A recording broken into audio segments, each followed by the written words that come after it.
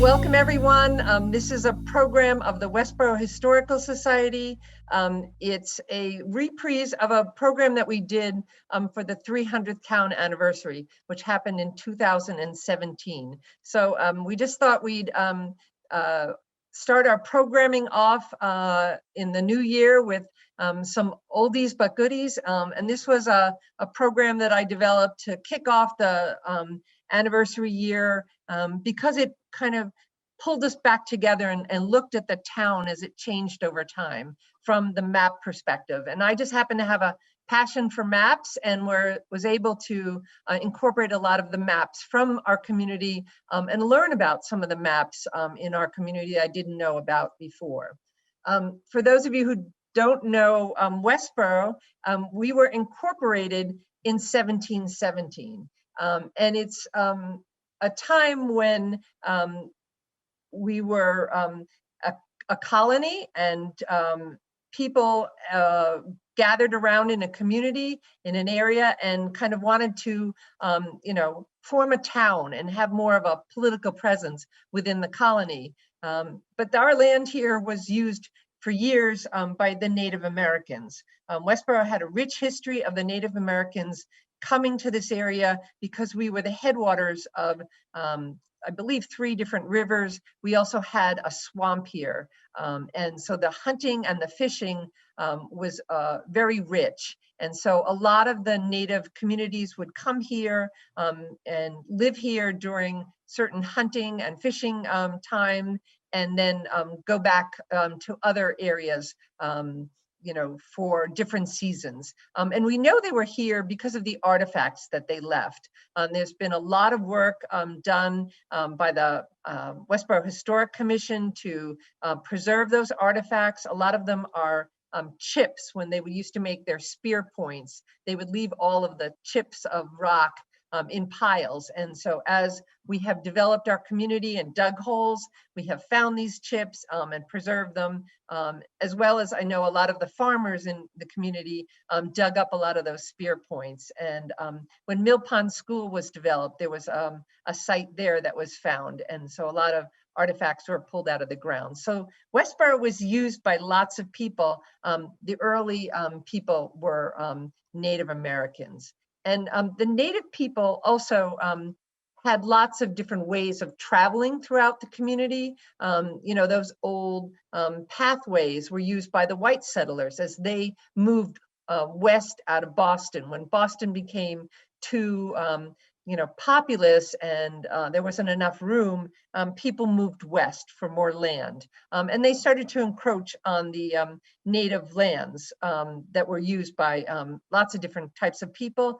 In this area, it was primarily the Nipmuc people in this area. And what was interesting is there were some settlements where the white man and the native population lived side by side. And in fact, there were several praying towns within the colony that had a presence so that they were living together. I think what's interesting here also on this slide is the original seal of the Massachusetts Bay Colony that has been adopted as the Massachusetts seal. The original words on the seal was come over and help us. So it was a little a derogatory kind of symbol. And in fact, this symbol here, I believe, is being challenged again as we look to our past and how we reflected in some of our political types of things. So our state seal is undergoing review as to whether there could be a different way to represent our past and not be not as friendly towards the native presence in our community and the fact that they were the ones who originally populated the area. There was a lot of change with the native groupings because of the conflict between settlers and the native people, culminating in King Philip's War in 1676. It was really one of the most devastating wars in American history. It really had a lot of effect on the native communities, really decimating their population. If the white man's illnesses didn't do it, it was this war. And all of those praying towns that had been established within Massachusetts were broken up. And a lot of the people that were living here peacefully were taken off in chains and moved to an island in the Boston Harbor. Oh, there we go. Sorry, I'm changing. Don't touch my screen as I go. And they were taken away and taken off the land so that the white man could remain. So, you know, some of our, we really don't have maps from the early native populations. They didn't really keep a paper record the way we do. They had an oral tradition. And so they would basically tell the distance between places by how long it took or how you had to travel rather than drawing it down on any kind of piece of paper. One of the earliest maps here is the New England map of 1630. It was really interesting because it was the first map to use the word Massachusetts. And if you can see my little pointer here, it's right above the words New England. It says Massachusetts. The word Massachusetts comes from the name of one of those native tribes. But this was the first time a map used the word Massachusetts. The word Massachusetts translates from the Algonquin as the people who live near the Great Hill. I just don't know what Great Hill they were referring to. This map is really an interesting map because it has a very accurate description of the Cape here, you know, that you can see Cape Cod pretty well in the coastline. On this map, you'll also see a compass to indicate north. It also has a name on it, you know, they're kind of fancy. And a lot of these maps had a cartouche, which was an area of the map that might talk about who commissioned the map or who was the author or the artist of the map. And you'll see maps carrying certain different things in different places, but having a scale or a title or a cartouche with information about the map. It was pretty standard in the early maps that were made of New England. And they were made mostly to help people explore the area and to encourage people to travel to the new colony. Here we have the first map of Westborough because we were part of Marlborough Plantation. So Marlborough was settled in the early 1660s. It was a settlement and then it became a town in 1660. And you can see here on this map, the area down here is Cedar Swamp. So the lower half of this map here is Westborough. They're showing Marlborough in the center here, the downtown area. And there's also an indication on this map of the Indian praying area, so that they had designated on this map an area where the natives were living side by side with the colonists in the center of Marlborough. This map at the top has a very fancy scale, a linear scale.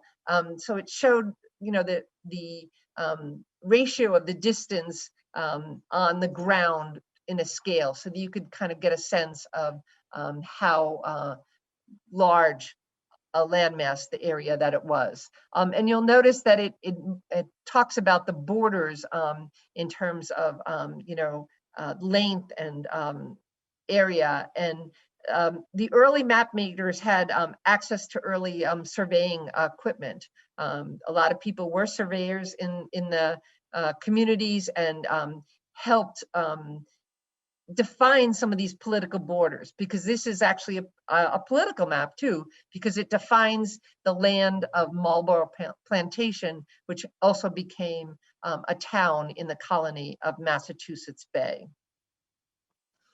So this is one of my, an early map of New England. I love it because it shows the perspective. It's north is to the right here, and you can see Cape Cod. You're approaching our landmass here in Massachusetts from the perspective of somebody arriving on a boat. So this is like coming from Europe. This is how you would kind of look at Massachusetts. So I think it's just an interesting orientation for a map. Makes it kind of fun to look at because we're tipped on our side here. And the compass does help you here on the bottom, kind of pointing north, so you won't get lost.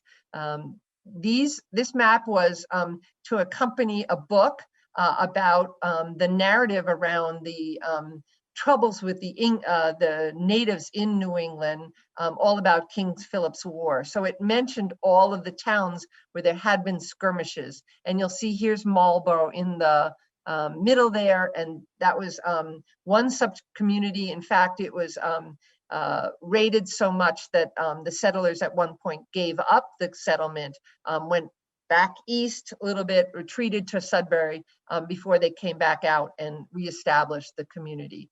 So there's a dynamic to the areas of these communities. And you can see the importance of waterways here on the map because they traveled a lot by water. So that would be a great thing to have on a map to help somebody navigate the interior of our countryside. So this is the first plan of, it says Chauncey, and I'll explain why it says Chauncey, in 1717. Westborough became a town in 1717. It was actually the second petition that went before the colonial government asking for the community to have its own town. I believe the people that were living in the area that's now present day Westborough got tired of walking back to the meeting house in Marlborough and doing their business in Marlborough and wanted to have more of a settlement and a community here in Westborough. So on the second attempt, they were successful, and it was called Chauncey because the land was originally deeded as a gift to Reverend Chauncey. He was Harvard educated. I forget if he worked for Harvard, but he never came out here. He never, came to this area. And I think when this petition first came forward, there was some deal made that other land was given to him in exchange for this land, where the settlers were asking for this political establishment of Westborough, because we were west of Marlborough, the borough west of Marlborough. We became Westborough in 1717. The man who created this map was William Ward, and he was a very noted surveyor of the time. He was called in by a lot of different communities to do this type of work, to come in and survey the land. He held a position, I believe he was part of the selectmen of Sudbury. He lived in Sudbury, but he would come out to different communities. And so he has signed this map, and it accompanied the petition for Westborough to become incorporated. This map I found at the Massachusetts Historical, I want to say Society. It's down by the Kennedy Library there on the point. So it's our state historical museum, and they have copies of all of the early documents. And so this is a copy of that original map. It's fascinating because its description and its layout as we were becoming a community back in 1717. So I've included other maps in my presentation tonight because it kind of tells different stories of Westborough. In the early days in Westborough, everyone belonged to the same religion, and they all attended meeting house together if they were religious. And these are the two floor plans of the first meeting house that was up over by, help me brain, Spectrum House, and up there on the north side of town. And when that meeting house became too small, and also because more of the people were living down towards our current center of town, a second meeting house was built in 1749. And these two maps were created in the book by Herman Packard DeForest, The History of Westborough, Massachusetts. And I always wondered, like, gee, did they make these up? And it turns out that the way that these modern day, in a sense, maps were created were actually from the account of Reverend Ebenezer Parkman. In his diary, he actually spoke to how the meeting house pews were laid out. And so they actually took his words and created a pictorial map of what the meeting house looked like in each one.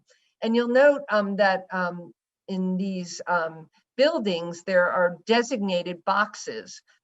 And so you would buy a pew or buy a box, and then you could fix it up any way that you wanted. So you had to invest in your church by buying a box or participating in some way. In the second meeting house, you'll note that this map shows that there were actually men's stairs and women's stairs to go up to the second floor. And it looks like they segregated the women and the men on the second floor, which was different from the way that was happening down on the front floor, that the stairs were designated men's stairs and women's stairs. So our maps tell us a little bit about how the people lived back then. That first meeting house was a very plain, small building. The second meeting house was much larger and was located right off the Rotary, the original wooden building. And that was closer to the downtown area. So this is a map also in the DeForest book of what Westborough would look like in 1766. And you can see on the left-hand side, these are the original borders of what the plantation of Marlborough was. And you can see that over time, Marlborough has been broken up, and that the western part has become Westborough. There's now a Southborough, and a northern portion has become Hudson. But the landmass here is the original Westborough included all of Northborough. So Northborough did not split off from Westborough. I believe it's, I don't have the date on that. And there was a piece there that came from Shrewsbury and from Sutton to create what Westborough looked like in 1766.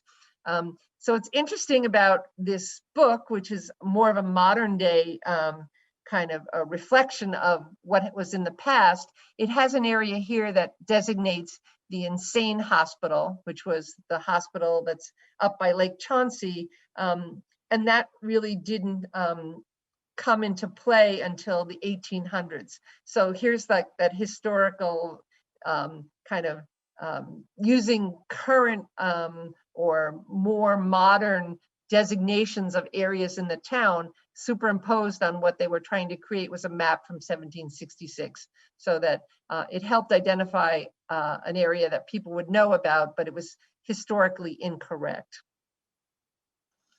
So here we're coming into the Revolutionary period, and New England was right in the seat of war. Westborough was right in the middle of it also. And so the maps from that time designate Westborough. It's nice to see them on the map here in the 1700s.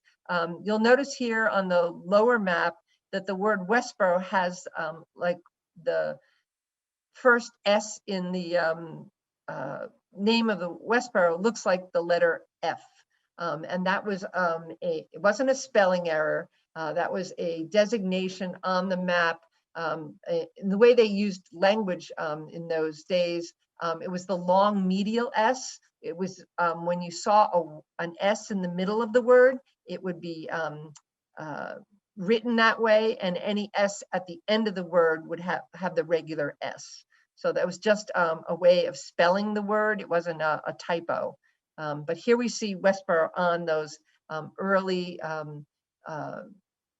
kind of historical maps that commemorated the Revolutionary War. Westborough had a company, volunteer, like a Minuteman group. It was captained by Edmund Brigham. There were 46 Minutemen who marched to Charlestown in April of 1775. I believe they missed the early skirmishes at Lincoln and Concord by the time they walked to Boston and joined in Charlestown. By the end of the war, there had been 381 men who had enlisted from Westborough. And if you look at some of the enlistment records, they're fascinating because people would kind of enlist for a month, 6 weeks at a time, and then leave to go back and maybe do some work on the farm, maybe do some plowing, some planting, some harvesting, and then would re-up. So there was a lot of in and out of the colonial militia, and our town had to supply so many soldiers to the war effort, so that there was constant movement among the militiamen. You didn't go away for a year, you went away for weeks or months at a time. Very interesting way of fighting a war. So this was what Massachusetts Bay looked like in 1780, after the war. So this is a new and accurate map of the colony of Massachusetts. And you're saying, well, wait a minute, we had a war and whatever. Well, there wasn't a peace signed until 1783. So this is a map done by an Englishman, and it was published, and it was really an accurate representation of the time of the Massachusetts Bay Colony. And you can see that our colony went all the way up till Maine and included parts of Vermont and New Hampshire. So the Massachusetts Bay Colony was quite large. Rhode Island and Connecticut are documented here, but Massachusetts stretched north into Maine at this time.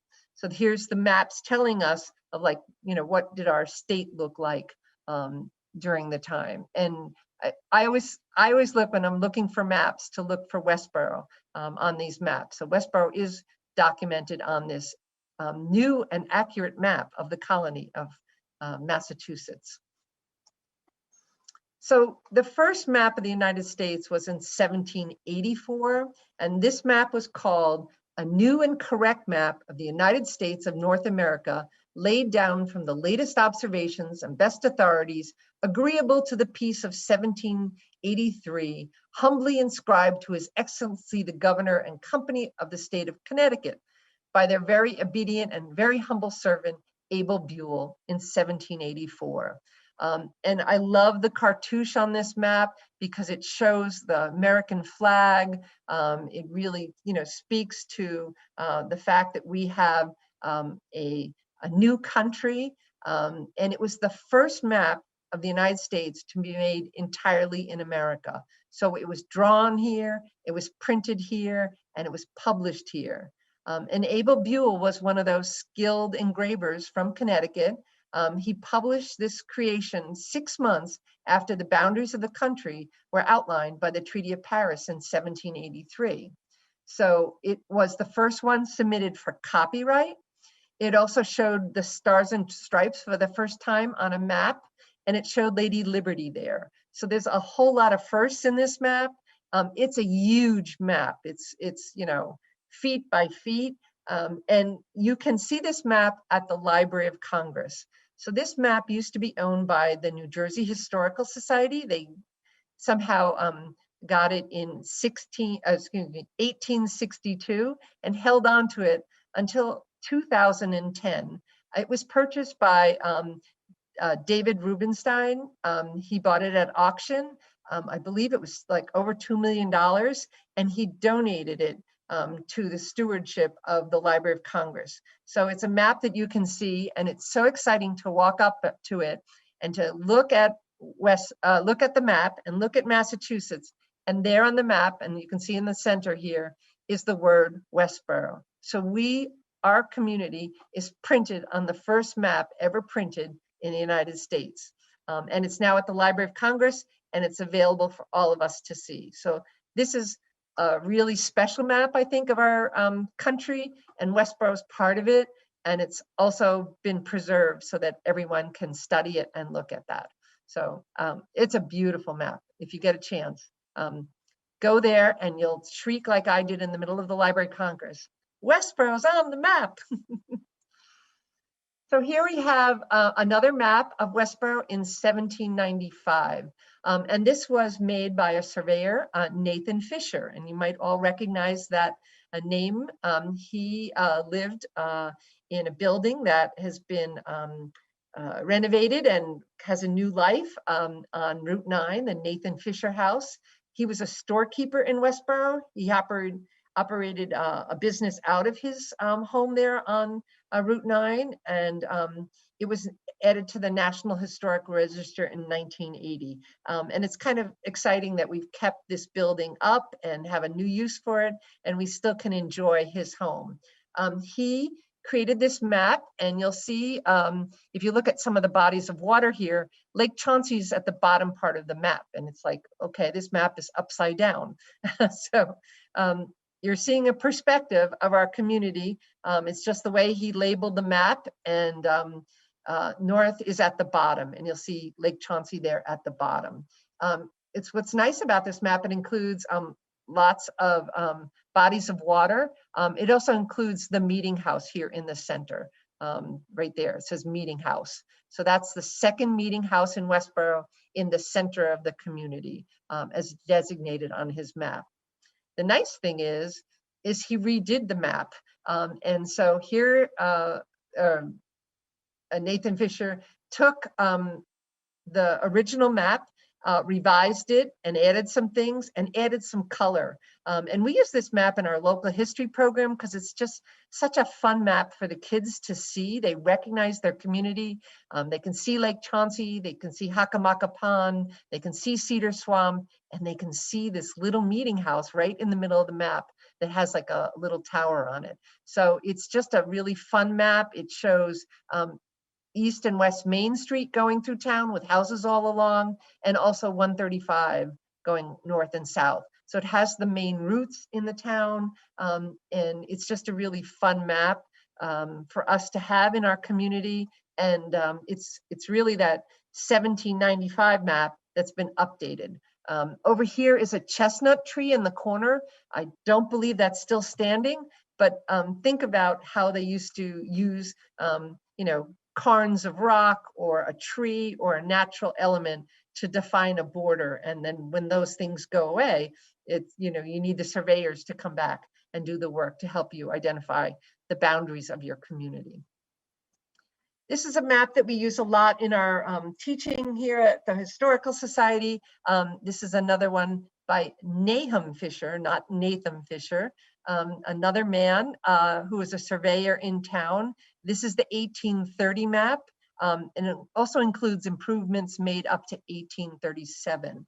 So you'll note the change in Westborough. We don't have those little houses all scattered apart, and the farms. We have a lot more people living here down in the center of the community, and all of those little boxes represent homes down in the center of the community. What's interesting about this map also, it shows the 7 school districts. So they're identified here as district number 1, district number 3. And so those were the different school districts. There would be a one-room schoolhouse, and all of the students in that district would attend school in that one-room schoolhouse. So this was a change from the itinerant teacher that came to Westborough in the early days.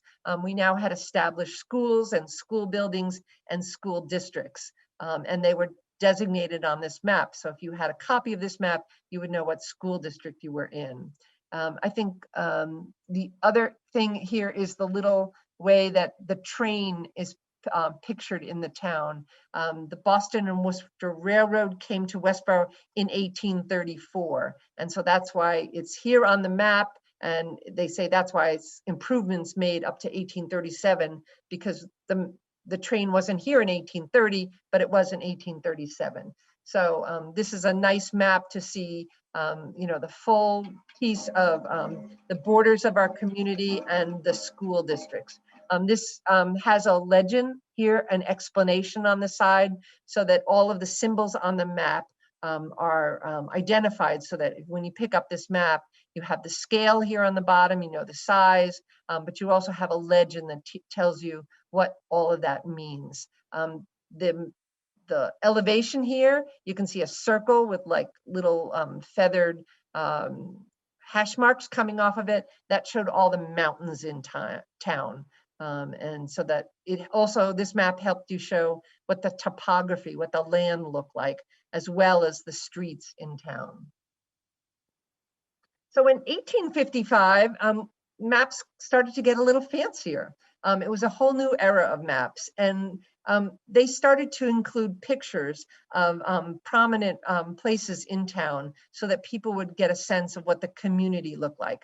And they probably were selling these maps. And so this was probably a prettier thing to put up in your business or in your home, or just that people would want it as a collectible.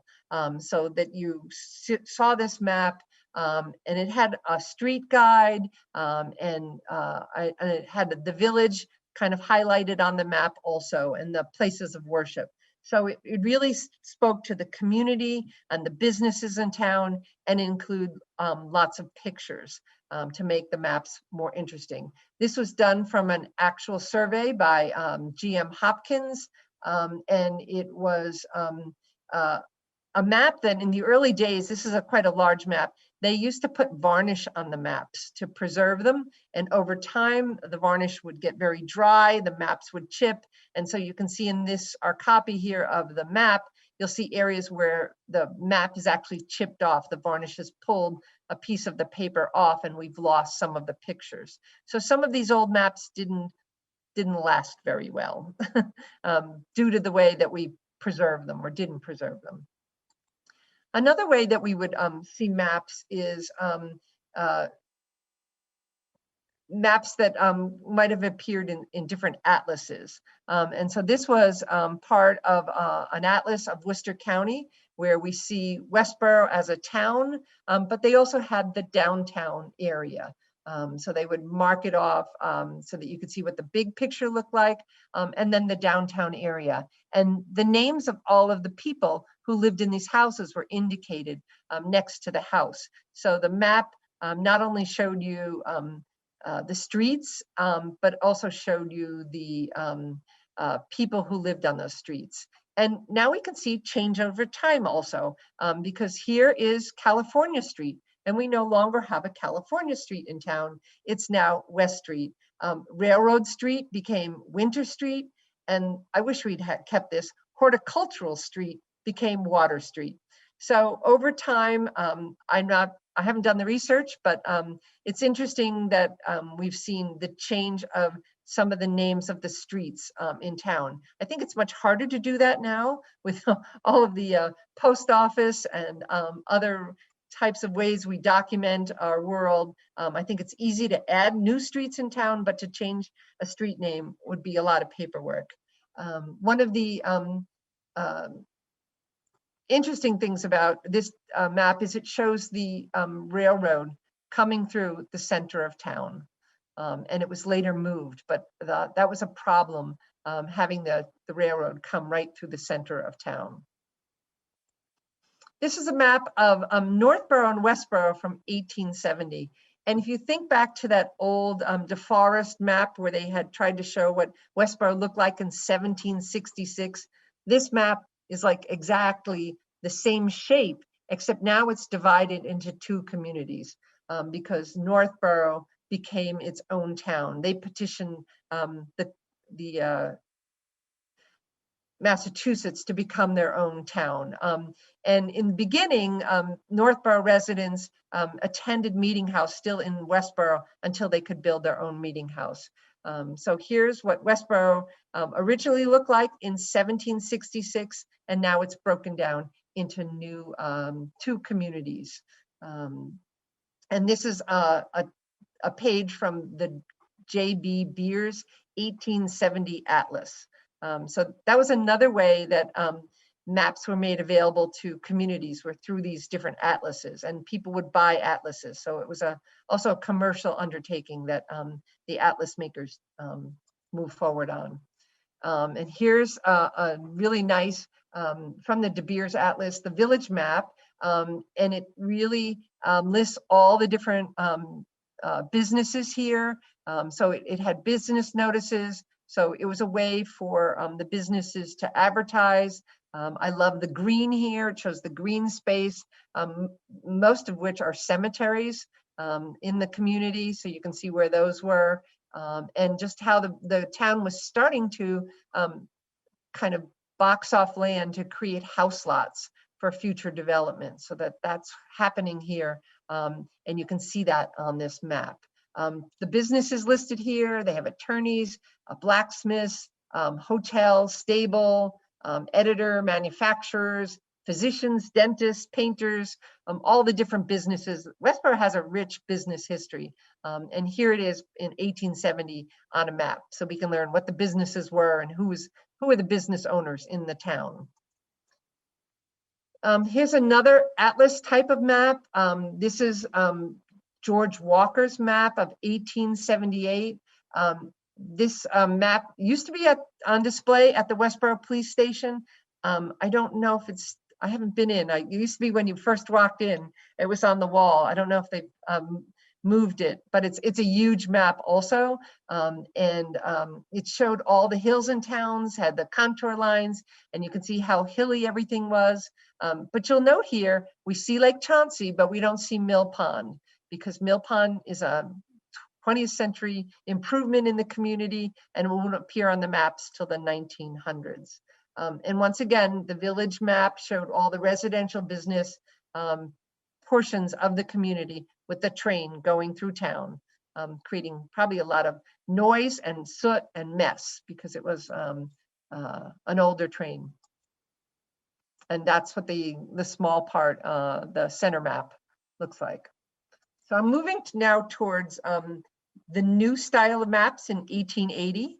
These are the panoramic or bird's eye view maps. When I first looked at them, I thought somebody probably went up in a balloon and, took photographs or somehow created pictures. And really, these maps became popular.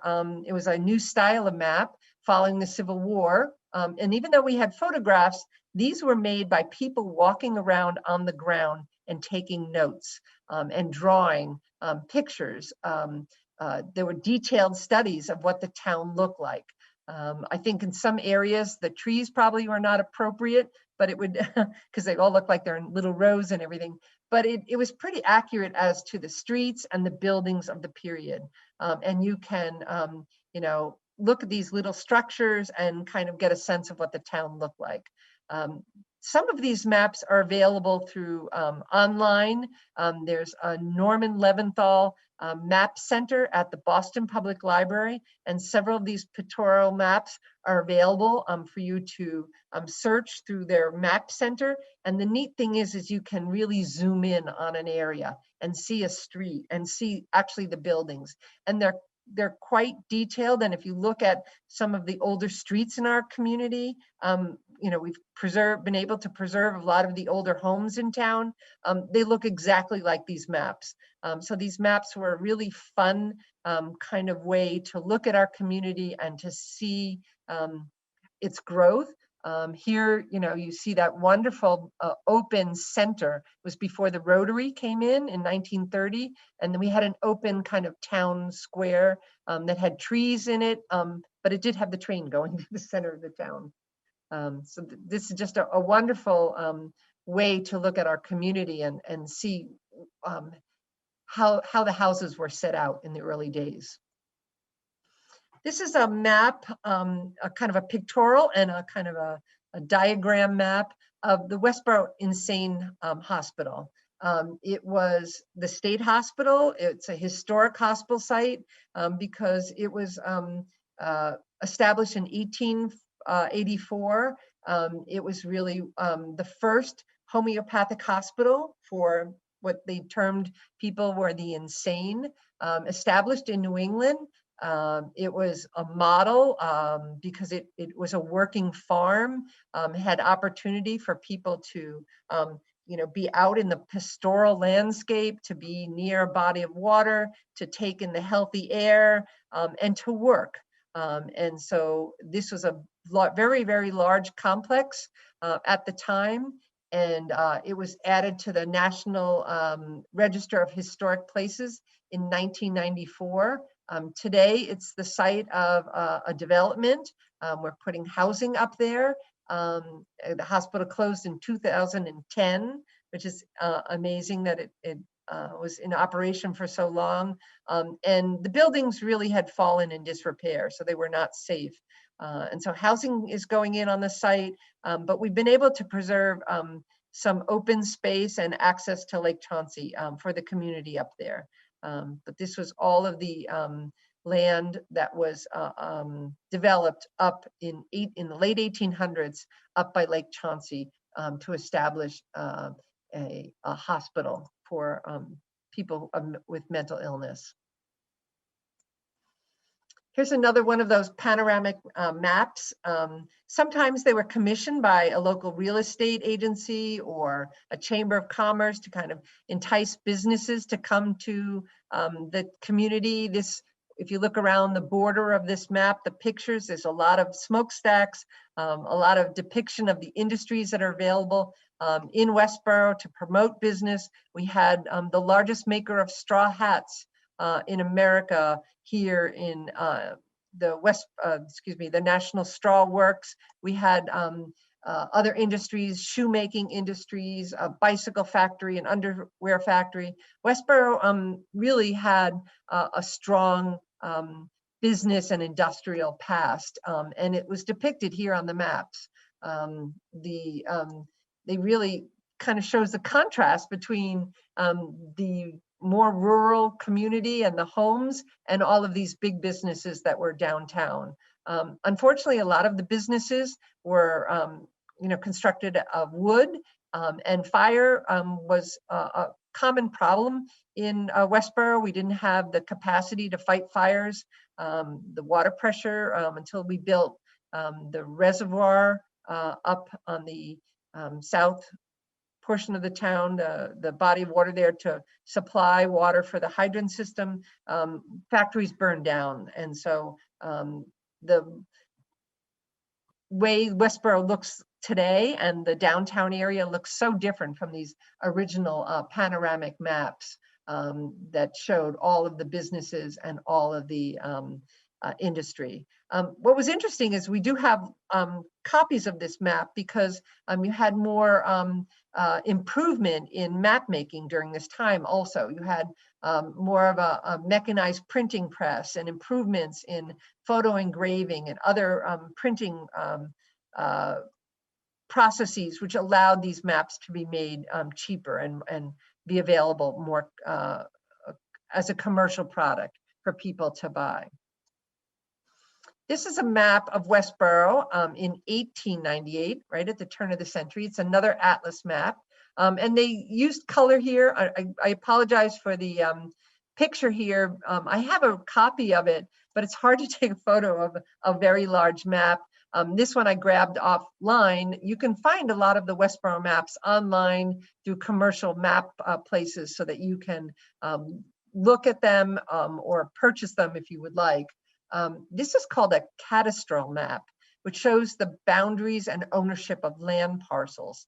And a lot of times these maps showed a lot of additional details, such as any kind of survey of districts, names, any type of identification of the parcels, the lot numbers. So this map really showed the perspective of the downtown of Westborough by all the individual plots of land that people owned, with kind of a definition on it, and had the address so that you could search and find all these pieces of land.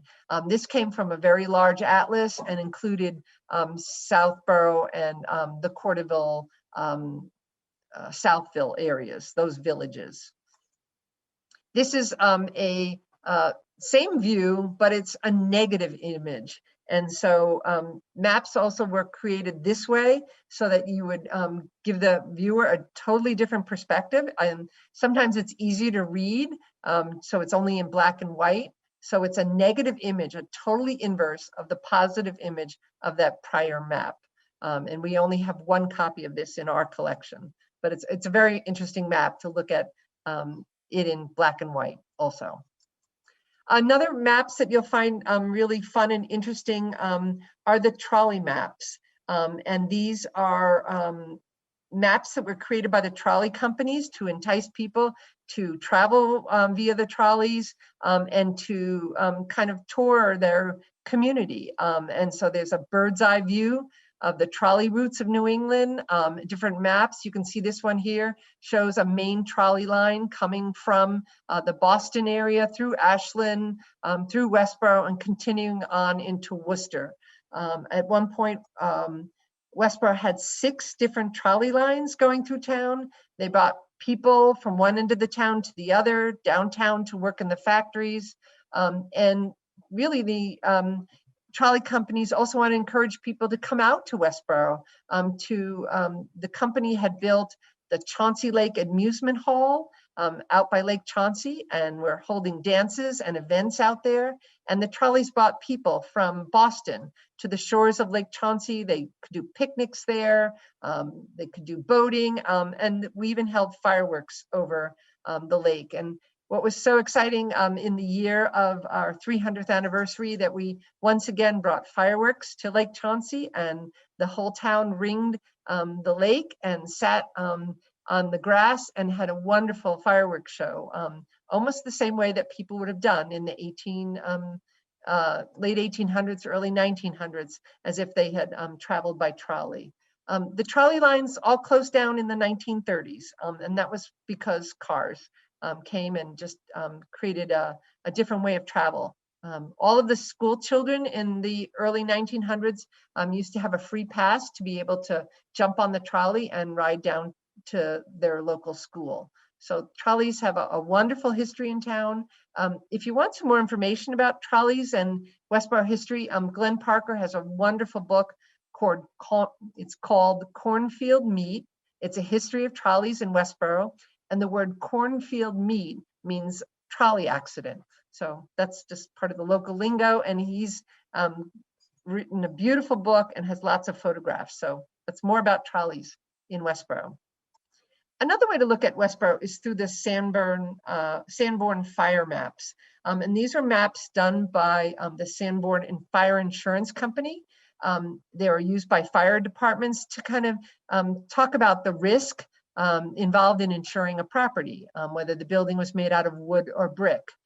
So you'll see here a brick building was designated red on the map in the Sanborn fire maps. And the Westborough Public Library has several year collections of these maps. I pulled this particular picture out of one of the maps because it's Parkman Street, which is the street that the library is off of, and also the Westborough Historical Society. We are at number 13 Parkman Street, and here is the small building that's still standing as a brick house. What's really interesting is at the time here that this map was created in 1904, the property still had the outbuildings that were originally the Sibley sleigh making factory. The barns and the buildings where they constructed sleighs were still up and in place when this map was created to determine the insurance risk of that. So, you know, these are no longer on the property, but we have a sense now of what that looked like in the early 1900s. So I think this is a fascinating map, and it speaks to the history of our society, but also the community. If you walk up and down Parkman Street, you will see the buildings almost are all there, still there. And this one actually has, someone has drawn on it, a box in the bottom right-hand corner on Parkman Street that says library, because that's the place of where the library was built, on Parkman Street. I had alluded to this map earlier. It's one of my favorite maps of Westborough. It's the old cemetery. This is the cemetery across from the town hall that was originally called the Grave Plain, from the story of one of the Rice boys being found here after the boys, the cousins, were abducted from the area on the rice farm where the high school was. The native people had kidnapped the children and were taking them back to Canada. And for some reason, 5 or 6-year-old Nahor Rice was killed and left here. And when the settlers found him, they buried him here in this place, and it became the Grave Plain, or the sad open place, commemorating that occurrence. And after that, the settlers buried their community members here to be alongside Nahor. And so the cemetery became, the reason why the meeting house was moved to be closer to the old burying ground. This was an important place for the community, for them to have the final resting place of the original settlers and the people in the community. And they wanted their meeting house to be close by. This map was created by Dr. Charles Reed in the 1920s. He designated which were soldiers' graves and mark them. And there's also a numbering system, but there's no, I think there's only a typed legend that we have of all the gravestones there. If you'll notice, Reverend Parkman's gravestone is right here. It's as a box, like a tablet stone, and there is a marker of a gravestone to the right. And today, I believe that stone is no longer there. And some of the stones here are no longer there. Some of the stones have broken over the years and have had to be removed or repaired. It's kind of a cemetery where there's a lot of open space, and we believe that not at the time, not everybody had the money to purchase a gravestone marker. In fact, there is no marker for Neha Rice. But so this is Memorial Cemetery, and it's called today the Memorial Cemetery because of the Civil War monument that was erected after the Civil War to commemorate, I believe there's 11 soldiers who lost their lives in the Civil War from Westborough on that monument, right by the fountain in the front of the cemetery. So this is a map of Westborough 100 years after the 1830 map, and it really has the same size and the same kind of orientation. You can almost lay one over the other one, but all of a sudden we went from a map in 1830 that just identified a box with the man's name, and now we see that the streets are named after the people who lived on those streets, so that you'll see the Morse homestead on the 1830s map, and now you'll see Morse Street. So I think Westborough's done a really nice job of honoring its history and naming a lot of the streets after original inhabitants or people who lived in the area. This was commissioned by the Westborough Historic Commission, and it really includes references to a lot of the important markers in town. Has the Rice Boys abduction noted on it, the meeting house, and the Eli Whitney house. Eli Whitney lived on Eli Whitney Street, grew up there. His home is no longer standing, but an 1800s home is still on the site and was just recently renovated. So that we have that nice old building. The one nice thing about this, it was created by the Historic Commission here in town.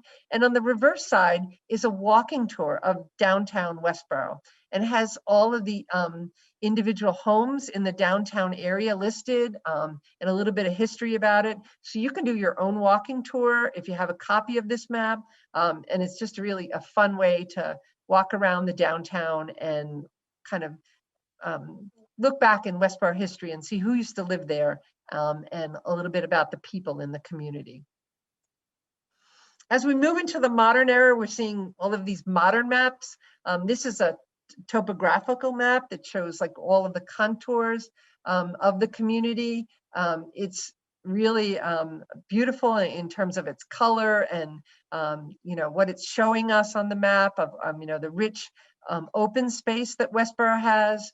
I love the fact that you can still see the racetrack off of Route 9 on this map. And I highlighted a little bit of area because it shows the Westborough Airport. There used to be a Westborough Airport off of Otis Street. It had it was a 42-acre sod field. It had a landing distance, was about 1,300 feet. And there was a metal airplane hangar there located on the northeast side of the field, and also a wooden building. And that was right by where Hakamaka Pond was. And now this is the area where AstraZeneca had their big diamond-shaped building, and where it's now going to become a robotics development area for Amazon. So just in this one piece of our community, we've seen several reiterations of all different kinds of ways we're using our community. But it's so nice to look at the topo maps because they really show the elevation and what the land looks like. And I'm going to show you a couple more different ways of looking at the land with modern, much more modern technology. This is an aerial photo map of Westborough.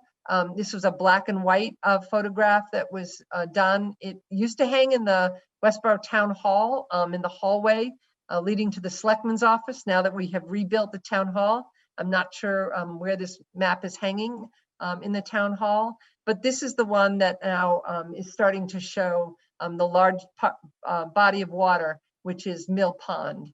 And that was created after the flooding of the Assabet River in the 1950s. So they built an earthen dam off of Mill Road, which in the last, within 20 years since I've been here, and now has a concrete dam to meet current standards. So that is actually the largest body of water in our community. Here's an ortho photo area map from 2004. So that's an aerial map that's been geometrically corrected such the scale is uniform so that you can use a scale here to measure distance on the ground, even though it's an aerial kind of photo. So it measures true distance and gives you the benefit of a photograph. So it's been adjusted for the relief of the land and has less distortion. So these are the maps that are used in our GIS systems, an orthophoto map. And they'll have lots of layers of information on them so that they'll have political boundaries such as the town, geographic names of certain areas, the bodies of water, and the street names will all be on these types of maps because they can add layers to the map.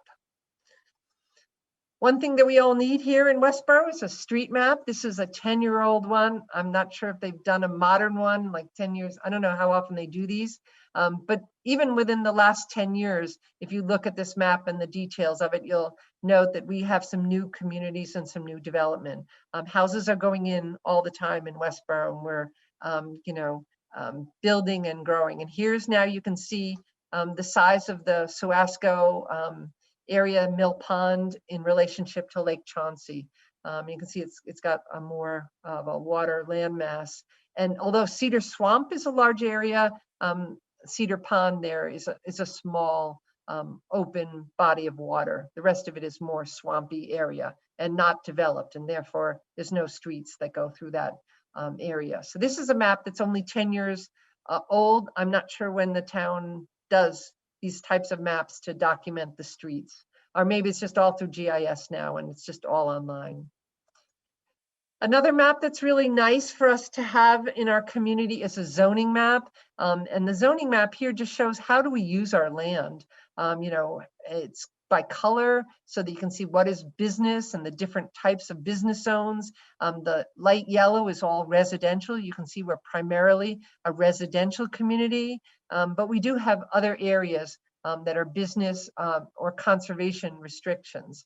So this is a nice map to have for our town planners to look at different ways we use our community and what's still available in terms of open space that might be available for the town. So all of the land in Westborough is zoned one way or the other, and you can find its designation either on the individual card that designates that property or on a map such as this, so you can see what the land looks like.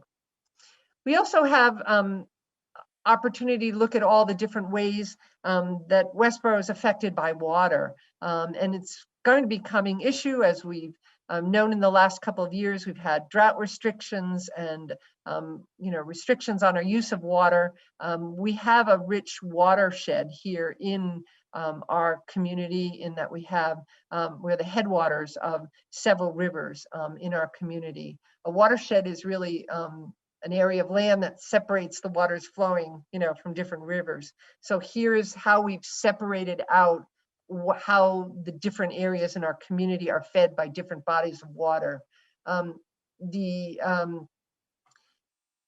This is a way for us to see Westborough through water. It's just a total look at our community as to the water resources and why it's so important. I know a lot of the scouts have done a lot of work to identify, where the drains in our town go to, so that we prevent pollution of our watershed, and how important it is to keep our watershed clean and pure, because we use the drinking water in our community.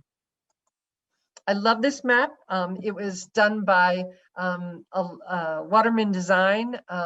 They put together a lot of the work that local scouts had done to document all of the existing stone walls in our community. So this is a mix of old and new on a kind of photographic ortho map, that all of those gold lines are existing stone walls in our community. And when you think about a farmer in the early days having to plow up, New England's known, if you dig a hole, you're going to hit rocks. And they took the rocks and used them to identify borders of a field, borders of their property, or just to create a place to put the rocks on the side of the field.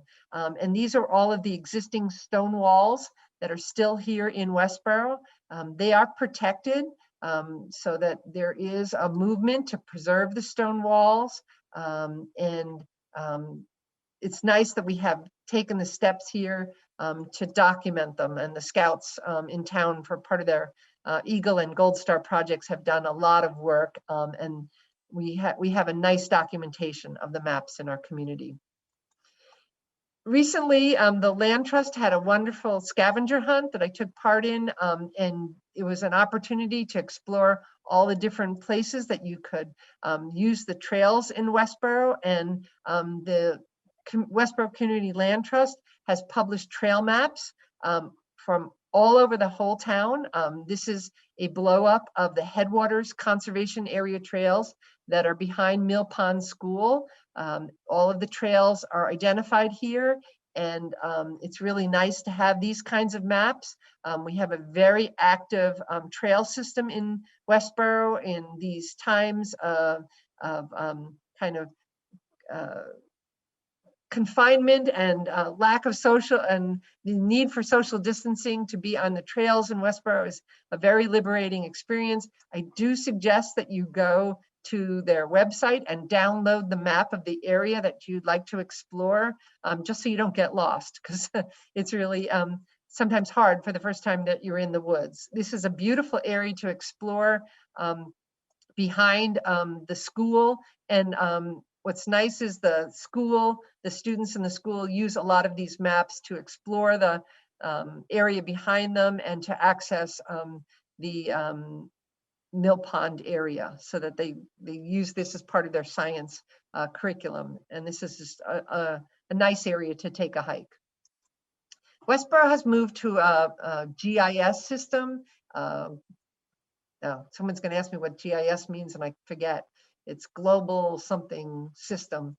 But if you want to research an area of town, a property, you can log in with the person's name or the street address, and you can get information on that property. You can see any type of overlay in this system of land use and natural resources and use and who owns it, and every single property here is in the system. So this is through the town website.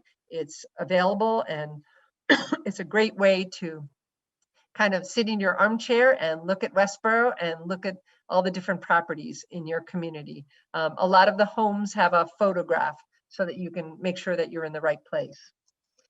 And the last map I'm going to leave you with is this wonderful pictorial map. It was made in Arlington, Massachusetts by George Bartlett. He created this in 1914, and it was all of the public libraries in Massachusetts And so as part of the information here on the bottom, you'll see it says, the state has 35 cities and 319 towns, and all of them, except one, have a free public library. And so if you look at the Library Commission report of 1914, you'll find out that Newbury, the town of Newbury, was the only one without a free public library, and the residents had privileges in the Newburyport Public Library. Westborough's library is on this map. It's up here. You can see the picture of it.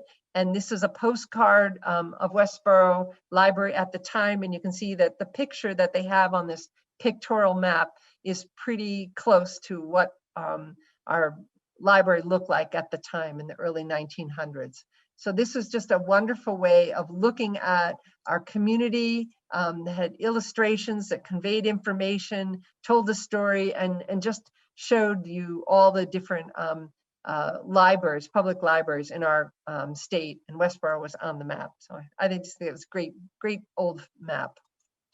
So when I did this program, I captured this off of the Westborough 300th Town Committee website, in that they had used one of those old pictorial maps and zoomed in and taken a street, this is Church Street, and used that pictorial map as part of the promotion of the history of the community at the time, and used this piece of a map to kind of celebrate our history of the 300 years.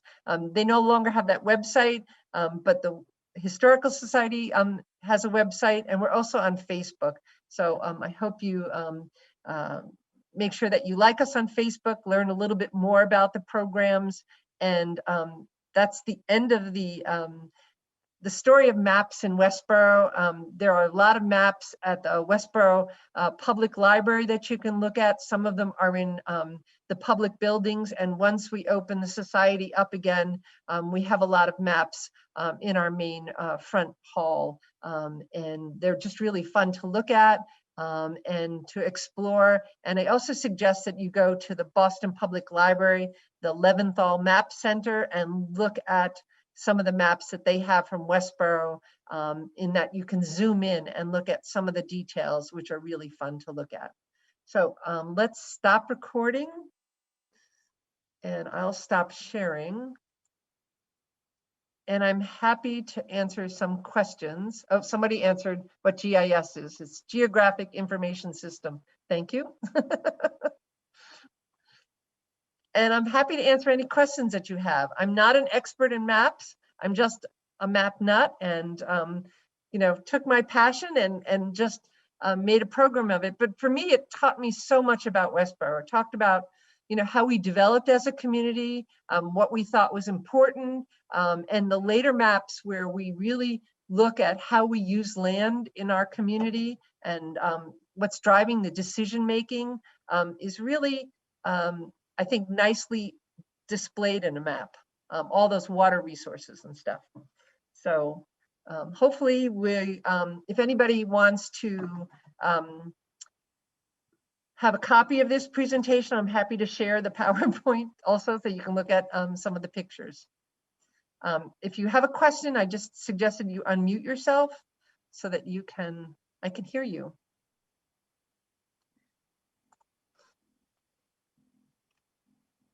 No questions. So okay, thank you, Leslie. That was an incredible presentation. I hadn't, you know, the truth is I hadn't seen that before. I don't know if I missed it during the 300th or I was out of town or what. Remember the days when we used to be out of town?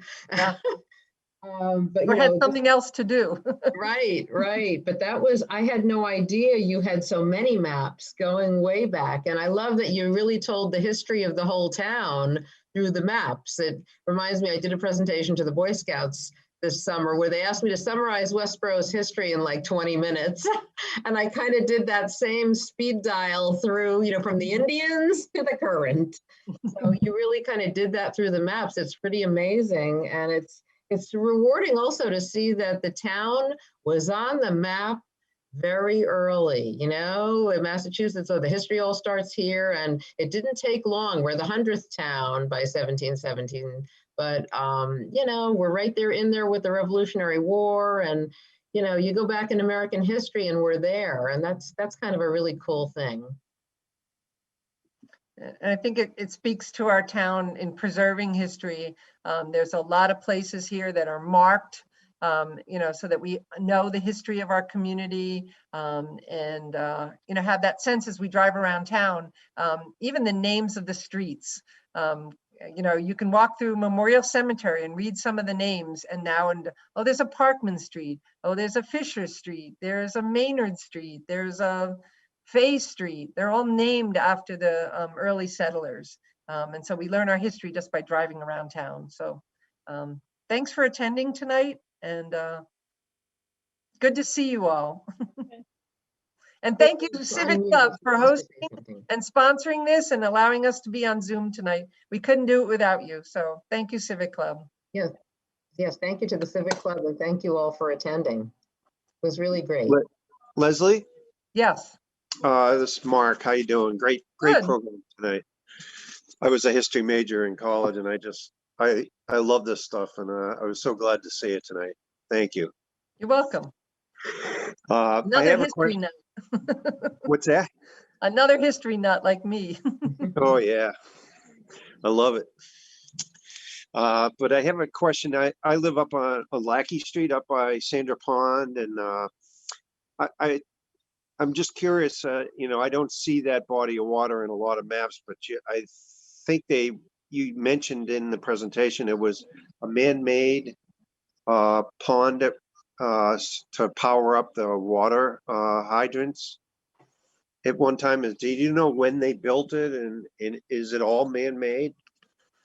So I'm going to defer this to Chris Allen, who might Thanks, have a Leslie. little I know at one point they were concerned about fighting fires in town, and that area is, I think, 700 or 800 feet above the level of downtown, so it would provide the appropriate water pressure. I believe there's a body of water that comes through. She's going to go to her book, right, and look it up. You bet. Look it up. No fair. That's what I would have done, but I know it was kind of like developed to be a reservoir for the water system, the fire. Okay. Yeah, I know I'll it's try fed to- by a brook that runs up along the Mass Pike. There's a brook that feeds it, but it Feeds into it, right? right. Who's gonna find- Okay. Let's see what I can say. Floods plagued Westborough in the 1950s, but in the early 80s, drought was a major concern. So there were water bans put into effect, and Westborough residents demanded between 1.5 and 2 million gallons of water daily in the 1880s. So the Water Search Committee continued to look for water sources. And let's see when they put in Sandra Pond. It was Frank Sandra's pond and farm that was purchased to find a supply of water according to 1878. So what would be fun to do is to go back into town meeting records in 1878. We have them all, and read how much that cost. We had to raise and appropriate funds to buy Frank Sandra's property and the pond, to be able to use it for municipal use. You'll Right. find best things in town meeting records. They're fun. It says the completed reservoir covered 59 acres. The upper basin was originally a cranberry meadow. The spring-fed Sandra Pond is not very deep. 1/3 of the surface is 6 feet deep. 1/3 is only 3 feet deep, and 1/3 a foot or less. So with trenches dug, iron pipes laid, gatehouse constructed, water meters were installed in homes, and the Westborough Waterworks were put into operation on July 4th, 1879. Wow. By 1881, Westborough Waterworks included 54 hydrants and 3 private hydrants. So it was back in 1879 and 1878 is when they voted it at town meeting. It's like 140 years old then, somewhere Wow. around there. It's been around. We had a pipe in the Historical Society that was an old log that was hollowed out that we gave to John Walden to put at the DPW, because it's one of the original water pipes from Westborough, but it was a hollowed out log. Wow. So that's a whole nother history of Westborough, is water in Westborough. So you can do the next program, Mark. Okay. Thank you. Anything else? And part of what comes out of this is now I'm interested in learning a little bit more about like how, who ran the water wicks? Was it a private, who had the 3 private hydrants? Was it the businesses in town? You wonder, did they put them in to be able to serve that? Was it up at, I don't know. I can't imagine the water going all the way back up to the state hospital though, because that's at a different elevation. So it probably just served downtown. I was going to say Phil Kittredge would know, because in one of his presentations, he talked about, the Straw Works building burned in like the 1920s. So they were already having fires in the 20s, the 30s, even the 40s. One of the shoe factories went up. So, they had a problem getting quantities of water to the downtown. And the whole hydrant system, I think, was just very late in being constructed. I don't know, compared to what. But it's certainly a lot of things downtown burned to the ground. The Westborough Hotel, the Whitney Arms, all these classic places from the 19th century. By 1930, most of them had burned. And Phil Kittredge would be an expert on that, though, because he's, as a former fireman, he's very embarrassed that this is what happened. But it was just because they couldn't get the water to the downtown. The water was all on the outskirts of town. Okay. The other interesting piece is the electrical, so that, think about, there's a lot of farms in Westborough for a long, long time. So they all had their own wells, and they really weren't on the electrical grid or for a while. So the Westborough Historical Society has one of the first electric stoves ever in Westborough from like 1914, I think it is. But like the story is that electricity didn't make it out to the farms till almost the 30s and 40s. It was like almost a post-war kind of improvement for a lot of people in Westborough. So the history of how we did water in town and supplied water to, our home and communities, and electricity is all, the vestiges of the farming industry, and then how the town changed over time and became more of a residential, suburban community, and needed to have all of those improvements. So that's part of the history of our community is, when did all of these modern things come to town?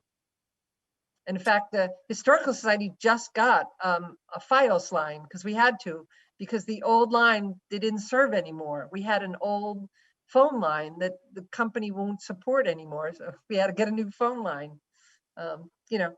Had to change, just had to meet the new standards. Very interesting how communities change. Okay, well, thank you for coming tonight. It's great to see you. We'll see you. Kathy, give me the date in February again. February. Our next presentation is Monday, February 22nd. Eli Whitney, father of American mass production. Okay. Okay, we'll see you then. Okay. Thank you, Leslie. Thank you. Good night, all. Thank you very much. Great job, Leslie. Thank you. Thank you very much. Great evening.